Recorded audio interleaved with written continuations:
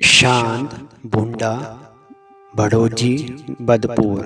4 यज्ञों की सांस्कृतिक पृष्ठभूमि हिमाचल प्रदेश। हिमाचल प्रदेश में जहाँ एक और नदियों के किनारे संस्कृति का उद्गम हुआ, वहीं दूसरी ओर विचित्र श्रद्धा और विश्वास की अपार परिसीमा को अपने गर्भ में ऐतिहासिक परंपराओं को छिपाए हुए हैं।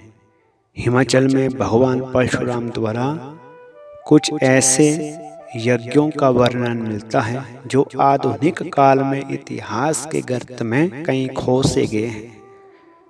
वे यज्ञ प्राय देव मंदिरों में ही होते आते थे, अर्थात होते रहते थे।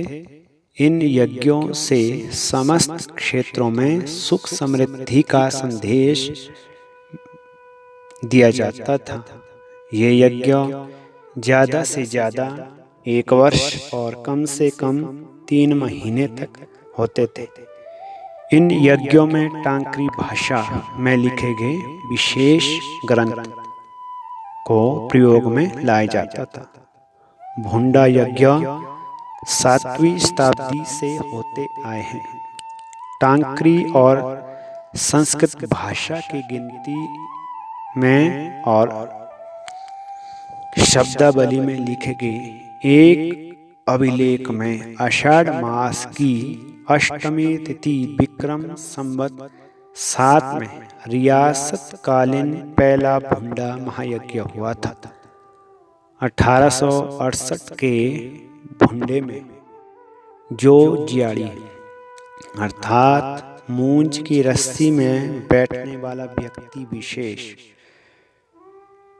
जो एक पहाड़ की चोटी से निश्चित स्थान जहां भुंडा यज्ञ होता था, वहां के लिए रस्से के माध्यम से बैठ के आता था।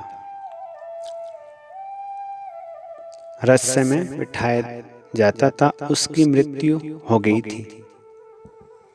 तत्पश्चात अंग्रेज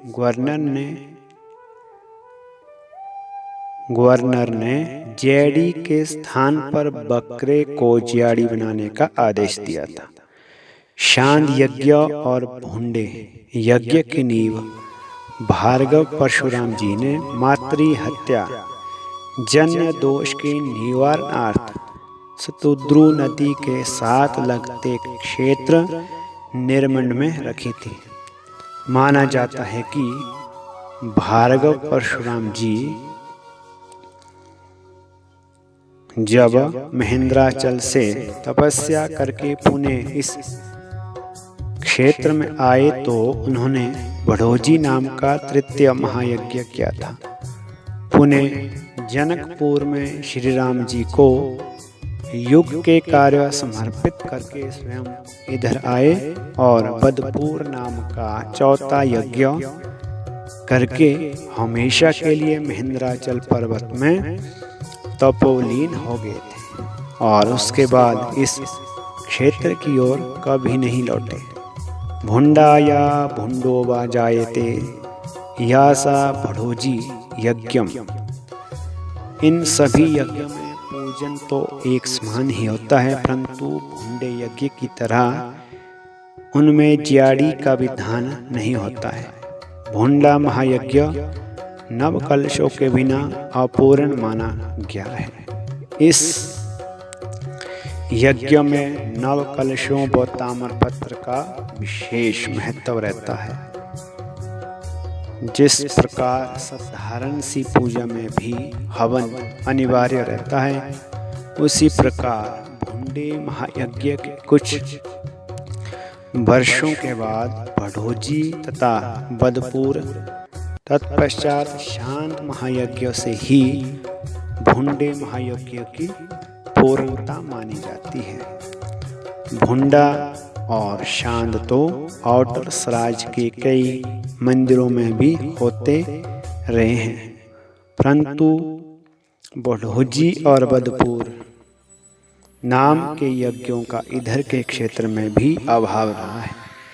आधुनिक काल में जिन क्षेत्रों में शांत महायज्ञ होता है, वह उस समय की विधि विधान से लेश मात्र भी मेल नहीं खाता है। यूं कहे कि अब संपूर्ण रूपरेखा ही बदल गई है। आज ये सब यज्ञ व कुछ प्राचीन कालीन पूजन विधियां भी लुप्त होती जा रही हैं।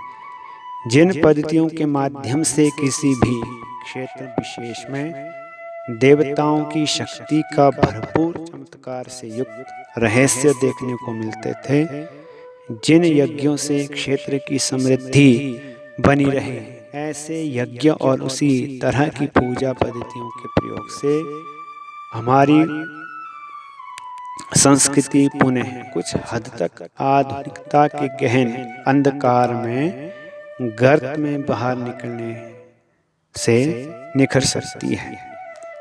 हर हर महादेव। जय श्री परशुराम।